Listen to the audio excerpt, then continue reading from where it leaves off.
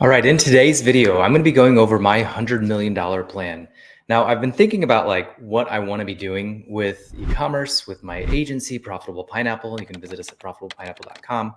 And I've been thinking about where do I want my next 10 years to look like? What do I want my next 10 years to look like? And with a partner of mine, we bought our first brand last year, and our plan is to create a $100 million business before I turn the age of 50. Now, for those that don't know, I'm 40 years old right now, so that's 10 years in the future. For those that don't know me and this is their first time seeing me, I'm Dr. Travis Ziegler. I built a company up to about $500,000 a month on Amazon and Shopify. I ended up getting on the Inc. 5,000 fastest growing companies. You can see that right there. And then I got a bunch of proposals to buy me. And so we ended up selling for a multi-million-dollar exit back in 2021. And I started an agency called Profitable Pineapple Ads in the meantime in 2018. And I've been building that for the last 7 years as well. We built that all the way up to 80 clients, a team of 20, and I realized that just wasn't for me. And so we scaled it back down to now we only service 20 clients and we have a team of 5, which is great. It's perfect. And now what I'm trying to do is figure out what's the next 10 years look like? And my agency is a big part of it, but it's also how am I going to get to 100 million? It's not going to be through an agency, I'll tell you that, because growing an agency is like having a bunch of individual bosses. Each of your clients is a boss essentially. And so I want to start acquiring brands, and we acquired our first brand last year. It's called Dr. Barry's Eclectic Remedies. You can go to drbarrysremedies.com to check that out. And the first year we had that brand, we launched it kind of in July. It was a 30-year-old company, but it was kind of on a downhill swing. It was doing about 100,000 per year, maybe doing about 70,000 per year, maybe somewhere around there in revenue. And they were out of stock of their best sellers when we bought them. So we didn't get back in stock till July. From July until the end of December, we did about 125,000 in top line revenue. This year, we should do anywhere between 250 and 400,000, depending on how things go. If we have a drama-free year, which in supplements, it's never a drama-free year. So how am I going to go from 300,000 in top line to 100 million in enterprise value or valuation, or selling for 100 million? And that's what I want to go through in this video. And it's not as crazy and far out there as you think. And I know a lot of you watching this, you may be just getting started. And so whatever size you're at, let me know down in the comments. Let me know if you're just getting started, or if you have a 7-figure company, a 6-figure company, 6-figure being $100,000 or more, 7-figure being $1 million or more, and then 8-figure, 10 million or more, and so on. And if you have a 9-figure company, kudos to you. I applaud you, because that's what I'm aspiring to be. So how do we do it? It's simple. It's not easy. It's incredibly simple. And that's what I'm going to lay out today. So the first thing I want to talk about is you have to have core values in place, whether it be your life, your business, both. My core values are my lifetime values. They're my life values. They're my business values. It's how I treat people.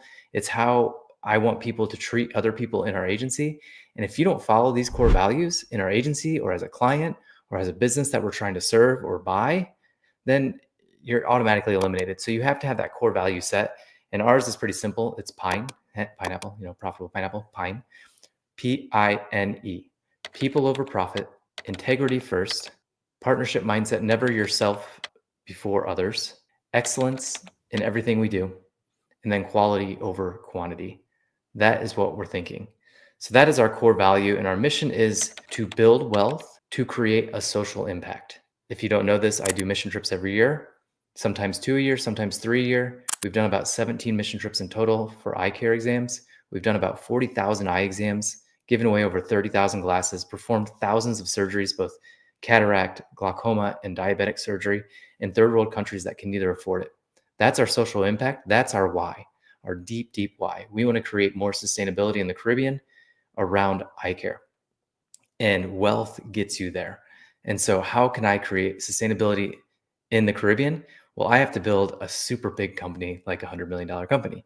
So we have our mission, we have our core values. Because if you don't have a bigger, deeper why, then you're never going to build a $100 million company. Because if you're just doing it for the money, you don't need to build a $100 million company. If you're just doing this for the money, you need to build a company that you can sell for $5 million, which is about, I would say, anywhere between a $1 and a $1.5 million EBITDA company. That's all you need. You don't need anything else. You don't need more. You don't need less. 5 to 10 million will set you free to do whatever you want to do. And if you've never done a dream financial calculator, it's Tony Robbins has a dream financial calculator, I highly recommend doing that, because then you'll really have clarity around what you really need. And I don't need $100 million. I need anywhere between like 12 and 15 million. And that 12 and 15 million, if it's paying me 7 to 10%, that's going to be 1.2 million a year. I can do a lot with 1.2 million a year. And I don't mean just spend it on myself. I mean, create that social impact, donating probably $50,000 to $70,000 per month to charity. So what is your deeper why? And what are the values that are going to help you get there? That will bring the people beside you that you want. It will bring you A players, because if you don't have a why and you're just doing it for money, you're not going to get A players to come alongside you. They're not going to come alongside you just to get you rich. Just not purposeful. So my why is the eye care exams, and everybody on my team is invited, and I pay for them to come on mission trips with me. And a lot of my team members have taken me up on that, and they're hooked for life. They're going to come every single year for the rest of their lives, because you're going down there to impact others, to give them eye exams, to give them glasses. But the fact is, you actually become more impacted as a result. Now, I know you guys are like, oh, okay, I didn't want another video on why and core values, but and honestly, like that's what it's all about. If you don't have that, then you're not going to succeed in building $100 million business. And the third thing I want to talk about is, what are you working on a day-to-day basis? What got you here will not get you there. And so I built a multi-million-dollar business on hard work, strategies, tactics, hacks. It's a lot of work, but I was doing a lot of the work. And you can't focus on just doing the work. You have to focus on working on your business. You've heard this over and over again, I'm sure, but you have to work on your business and on your mindset and leadership, because you need to lead the people that are managing the work. So there's a couple tiers to a business, and there's the workers, the technicians, the people that are actually doing the work. And then above them are the managers, the people that are managing the technicians. And then above the managers are the leaders. The leaders are the ones taking care of setting the goals for the managers, who are setting the goals for the technicians, or watching the technicians, I should say. And then above that is where you should be. You should be talking to your leadership team every day, who is taking care of the managers, and the managers are taking care of the technicians. That's how you got to think to level up your mindset. And that requires you to work on yourself. Business is 90% up here. It's what's between your ears and your mindset. It is not the tactics. It is not the hacks. It is not the strategies. It is your mindset. Your mindset controls how far you go. And whatever you're getting right now in business is exactly where your mind is. It's how far have you worked on your mind? I wake up every single day and I read two things. I read the Bible, because it's an old book that has a lot of wisdom in it, especially King Solomon. He was one of the wealthiest, wisest men alive. And why not study somebody like that? And then the second books I study are about 100 years old. And so it's like Napoleon Hill and that whole generation. And if you have never followed Secrets of Success, it's a program where you pay $99 a month and you get access to all these old audiobooks from that generation. So Napoleon Hill, L.C. Lincoln Benedict, there's a lot of other ones that I can't, Andrew Carnegie, Henry Ford, all of those deep thinkers that are older, because the principles that held true in King Solomon's time, 6,000 years ago, held true 100 years ago and hold true today, because it's mindset. It's all about what's up here. And then I've even started getting into like Jim Rohn and John Maxwell lately, and they're about 30 to 40 years old, but they still apply today because some of them are still talking today. And so Tony Robbins is probably the most modern day example of it. But you have to focus on your mindset. Now, let's get into the nitty gritty of like how we're going to do this. So the first thing you need to do after all the mindset stuff, core values and mission and why, is you have to think long term. Most people in this e-commerce space have a very short time horizon. I know this because I've worked with hundreds of clients in my agency, and I ask them what their goals are, and they're like 100% growth month over month. And it's like, what? No, that can happen, but it just doesn't happen. Our goal is to have 20 to 30% CAGR, which is compound annualized growth rate. We want 20 to 30% growth rate. And by the way, I learned a lot of these principles when I worked for private equity for 2 years. And then after I worked for private equity for 2 years, I saw a couple of lectures on growing to 100 million and more. By the way, private equity, we were a $100 million company, and we increased to about $300 million in about a 5-year span. And so I got to see exactly how we do that. And that's what I'm going over today. But I also saw it on a lecture, 2 lectures actually, at a conference I was at. And then I actually spent this whole week at a conference that was all about this. It was 3 days of how to get to $100 million or even $1 billion in enterprise value and being able to sell for that much. So that's where I'm getting these principles from. So first thing is you have to think long term. And like I said, e-commerce owners think short term. They want to build and sell as much as possible. And the reason they want it is because their why is all about money. That's it. That's the reason I want to do it. And because they're creating a brand that's maybe an opportunity, not a real brand. And so they're kind of scared. And so they want to build it and sell it as fast as possible. I was looking at a brand yesterday and they started in January 2023. They scaled significantly. They caught a hot trend. And so I'm not going to buy them because the market's going to get saturated and their revenue is going to come down, even though they're projecting it to go up. It's just not going to happen. It's plain and simple. So think long term. What can you build for 10 to 20 years? And can you have that long-term time horizon? Because it helps you make better decisions. I don't make snapshot decisions anymore because I have a long-term plan. Does this benefit me in 10 to 20 years? That's what I'm thinking all the time. So I'll call that step 0. Step 1 is we're going to acquire companies instead of starting companies. And the reason this works so well is because when you acquire a brand, you're buying time and you're instantly like tripling the value of your business. Because when we buy a brand, we're looking for different superpowers that we may not have. So when we buy a brand, the owner might be burnt out, but they might be really good at Shopify. And we're really good at Amazon. And Deacon's very good at Shopify as well. But let's use a different example. So the person we're buying is great at TikTok. They've built up TikTok presence and TikTok shop. So we can buy them and acquire him, take off operations, take off sales and marketing so he can just focus on TikTok and he can bring it to all the other brands in our portfolio. So we acquire for both superpowers. Maybe they have a superpower in 3PL. Maybe they are a superpower in Instagram, YouTube, video sales letters, landing pages, Facebook ads, whatever it is, inventory. And so we're acqui-hiring, we're acquiring to hire, and then we're taking the mundane that he doesn't like to do or she doesn't like to do off their plate so they can focus on their unique ability. Getting an A player, putting them in their unique ability, so then we can accelerate all the other brands as well in the portfolio. So we're going to acquire them because we're also going to acquire EBITDA.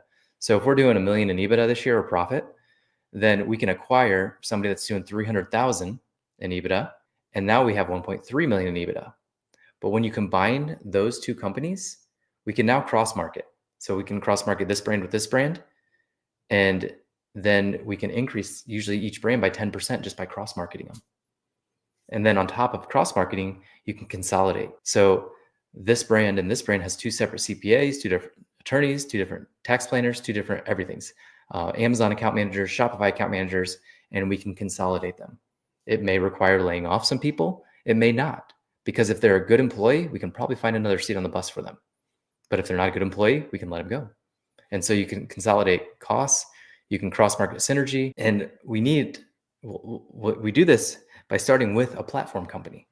And so our goal is to get to $1 million in EBITDA this year. So if you know a supplement company that's selling, or you are a supplement company that's selling, please reach out to me, comment down below, or just comment down below and we'll get back to you as soon as we can. Or I'll give you my email address and then you can email me. So we're looking for a platform company right now that has about $1 million in EBITDA. Because if we have $1 million in EBITDA this year and we grow 20 to 30%, I think it's like 34% year over year through acquisitions and through growth, we will hit around 10 to 12 million in EBITDA in 10 years. Now, here's the kicker. Valuations and multiples increase by a multiple when you get higher. So if you're at about 1 million in EBITDA and lower, you have about a 3x multiple. So $1 million company in earnings, not top line, but earnings, profit. If you have $1 million in EBITDA, you have a 3x multiple, meaning you could probably sell for 3 million. Now, if we have a $10 million company with that increase in EBITDA, $10 million EBITDA company, we can now sell for a multiple of 10x. So therefore, that company is now worth $100 million versus the $1 million company that was only worth $3 million, had a 3x multiple. A $10 million company is worth a 10x multiple. And so that's $100 million. That's essentially the whole path we're trying to get to, is we're acquiring brands every single year and growing them until we get to year 10. We'll have 10 brands at $10 million in EBITDA to then go sell for $100 million. But here's the other kicker. We plan on making this so much fun that we don't want to sell. That's the goal. Because I can't do this alone. I can't do this by the hard work. I have to do this by leading a team. And what if I made it so fun that I'm not involved in the day to day, but just maybe on some board meetings or advisory meetings every single week with my leadership team? And then the company is growing without me. So think about that for a little bit. It's not about what you're doing. It's about who you're doing it with. And then they figure out what to do. So platform company for $1 million starting today, growing 30% year over year, will equal about $10 million in EBITDA over the course of the next 10 years. However, we're going to be multiplying by buying a new brand every single year. Now, what's the stipulations to buy a brand?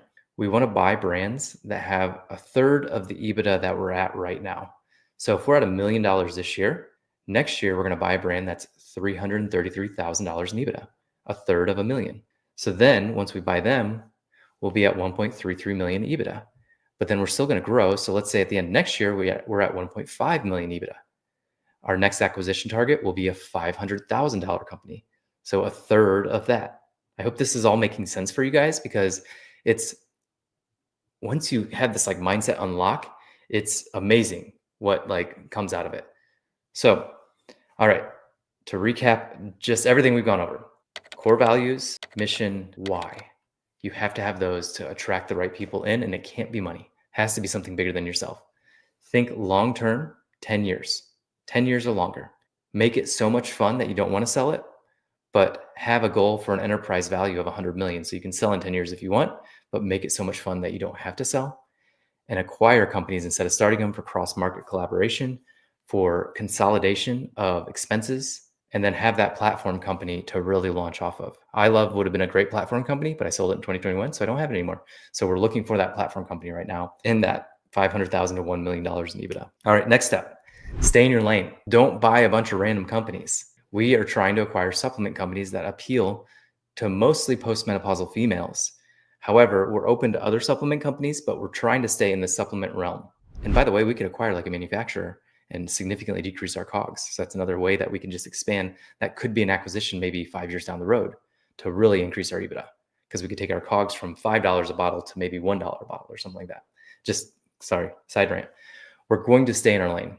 We want to own as much as the customer's wallet as possible. So let's say we have this company over here that exclusively targets postmenopausal females, and then we find this skincare company over here that focuses on postmenopausal females. We could acquire them because we want to own as much as their wallet and then cross promote them.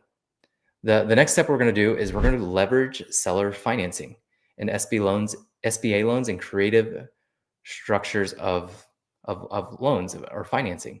So there's tons of ways you can financing. We had a whole day on it in this conference. So there's SBA loans, there's SBIC loans, sellers funding, cash. You can raise equity, you can get VC, angels, private equity. There's so much you can do. And so what we're trying to do is balance the two. So I'm going to get creative in my deals. Sellers financing is the number one way I can do that, but it puts a lot of risk on the seller versus the buyer. And so what you have to do is you have to balance, when you're making these deals, risk. So if the risk is going more towards the buyer side, me, you're going to get a lower multiple and a lower valuation as a result, because I'm taking on more risk. But if the seller takes on more risk by doing seller financing, for example, zero down, then your multiple is going to be higher as a result. And so I would rather go for no risk on my part, all risk on seller, and pay more for it. So it's all depending on your risk portfolio. However, if you don't want to risk anything and you want me to take the loan up front, maybe an SBA loan that's personally guaranteed by me, I'm going to lower the value of your company. You're going to get a lower multiple as a result. So let's say you're at $1 million and I have to go out and get an SBA loan.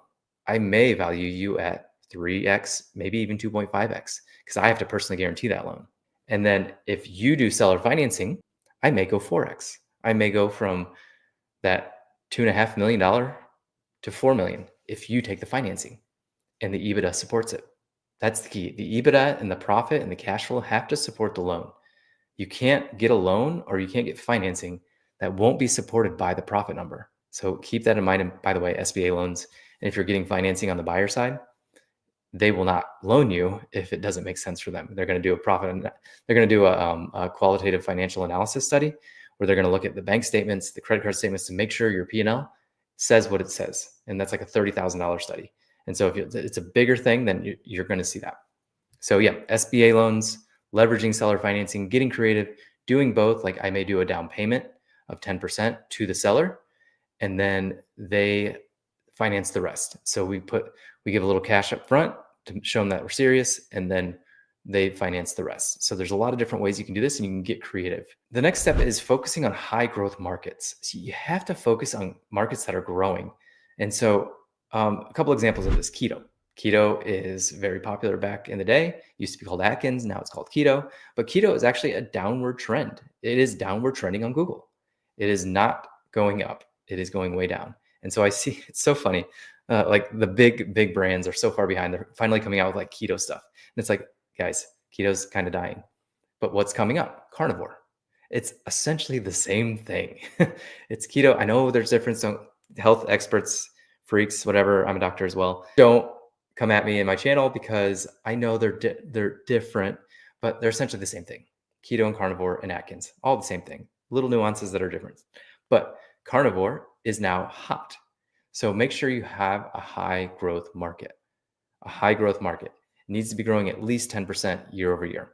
The next step is optimizing for profitability and cash flow. You have to know your numbers, and there's certain numbers that you need to get comfortable with. One being average order value.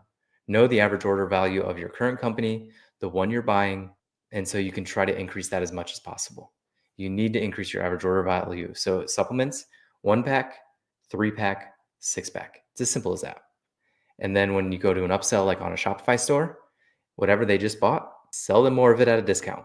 So they just bought a 1-pack, you upsell them after checkout to a 3-pack or a 6-pack with a huge discount. So I like to do buy 2, get 1 free, or buy 4, get 2 free. One of those two, because then that's going to increase your lifetime value. Lifetime value increases with retention. You're just trying to get people back in the door. And therefore, when you have a higher lifetime value and a higher average order value, you can spend more to acquire a customer. So you have to know your customer acquisition cost, you have to know your average order value, and you have to know your lifetime value.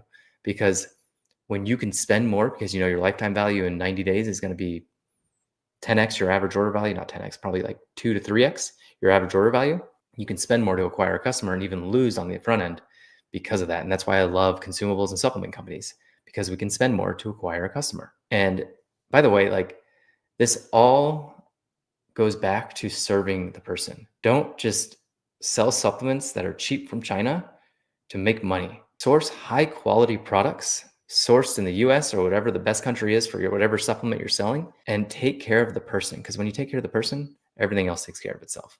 And then subscriptions are huge in this space. You need to do subscribe and save on Amazon. You need to do subscriptions on Shopify. There's just so much you can do with subscriptions because it's just recurring revenue coming in over and over and over again. It's about creating sustainability.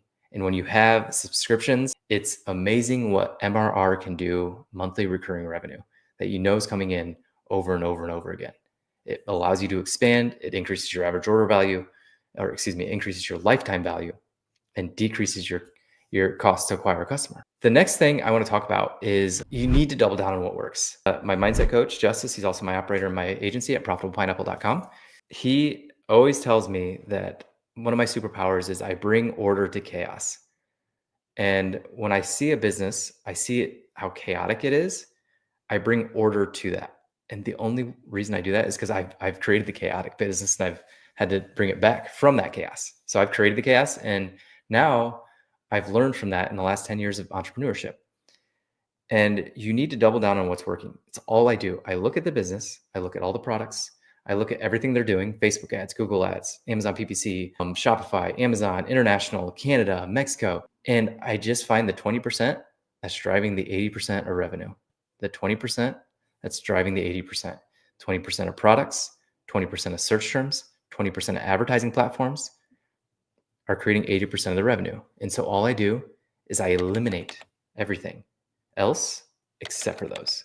And that usually creates order, number one, a reduction in staff, team, because you're eliminating expenses, a reduction in advertising costs, a reduction in your total cost of advertising, your tacos, and it significantly increases your profit. But here's the kicker: your revenue is usually not affected and your profit goes sky high. How do I know this? Because in 2019, I had $0 in profit and I did $3.2 million in revenue. $0 in profit.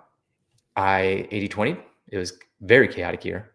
I was in Amazon US, Canada, Mexico, UK, Germany, Italy, France, Spain, Shopify, ClickFunnels.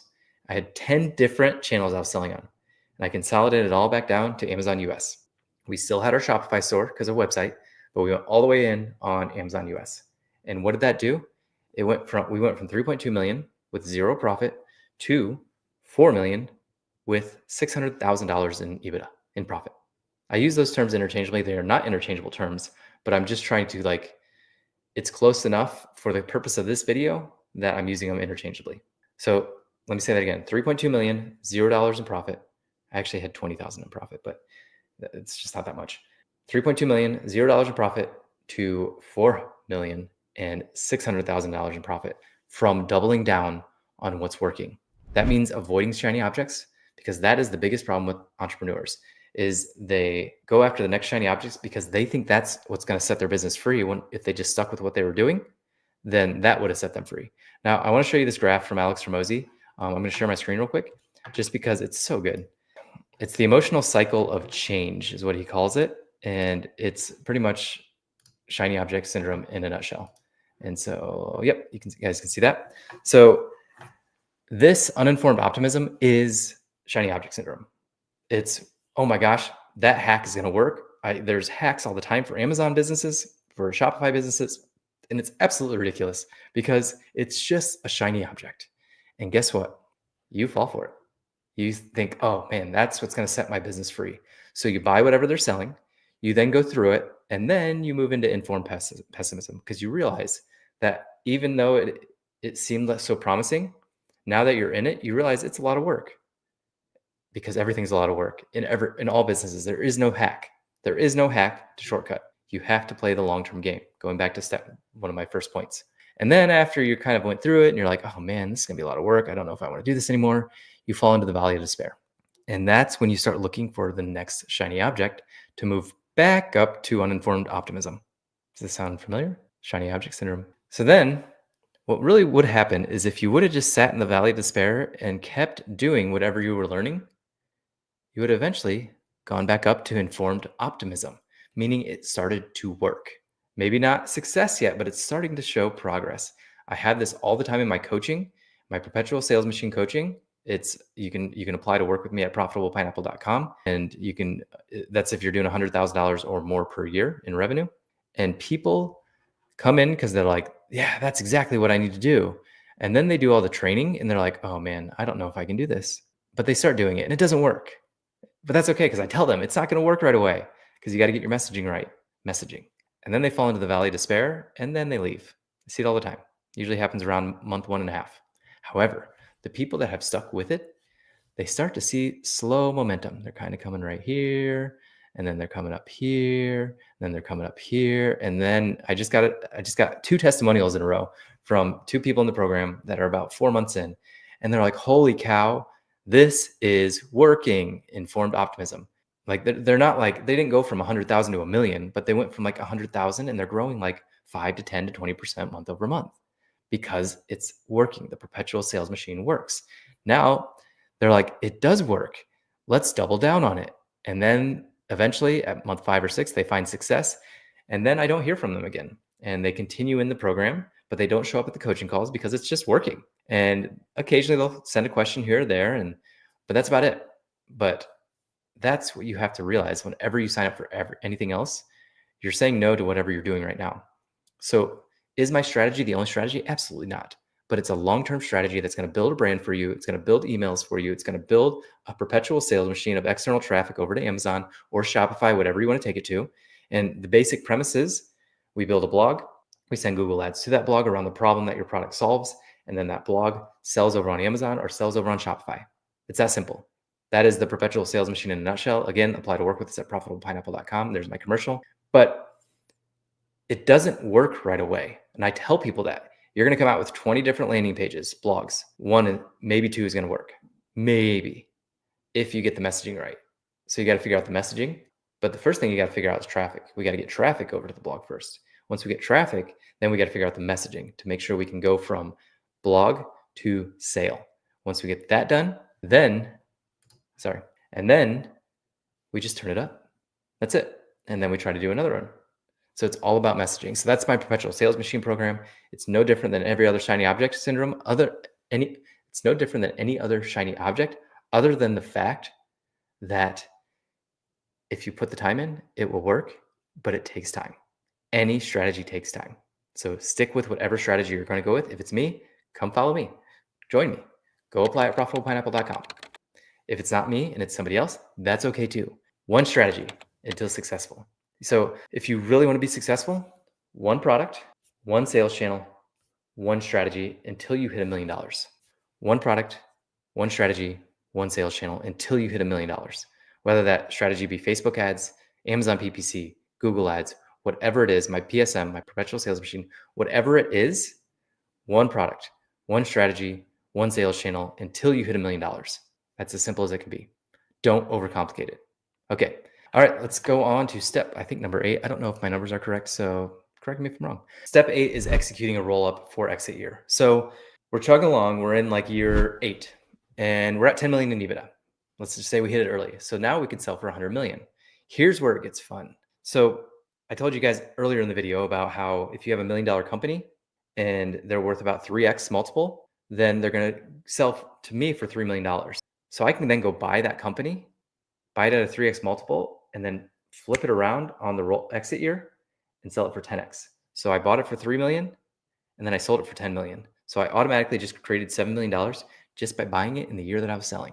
So that's the cool part about this strategy, is on the exit year, we're going to find a way to buy some smaller companies to take them from a 3x multiple to a 10x multiple just by putting them into my roll-up that is at 10 million in EBITDA, to then increase the multiple by doing absolutely nothing. I hope that makes sense. All right, so that's all I got for you today. If you're ready to grow and execute your brand, let's talk. Submit your brand down below at profitablepineapple.com. There's a work with us. If you're interested in selling, do the same thing. Profitablepineapple.com, work with us. There's an application that you fill out. It's really short, and you'll just tell us a little bit more about your brand and how big it is. And that's either to work with us on the coaching side, the agency side, where we actually run your ads for us. I think we have room for 1 or 2 more brands right now, maybe 3. And then if you are interested in acquisition, if you're interested in us buying your brand, please put that in the application as well at profitablepineapple.com. You can see it right there. And then if you're an investor, talk to me as well. I'd love to talk to you. And then make sure you subscribe to follow me to learn a little bit more about what we're doing. We have a podcast called We Bought a Brand, Now What? So go look for that at any place you listen to podcasts, and then you can subscribe to whatever channel you're watching this on right now. So, all right. This is our passion project. This is our magnum opus, if you will. This is our kind of like big legacy we want to leave, because it's going to lead to our greater why, which is giving eye exams in third world countries. So if you enjoyed this content, let me know if you want me to come out with more content like this. Would love to hear your feedback. So again, let me know if you guys have any other questions, and then we will talk soon. Hey, I wanted to thank you for watching this video, and I picked out another video just for you. So make sure you check out that other video. And what do they need to do? Do they need to like and subscribe? Like and subscribe if you enjoyed this content.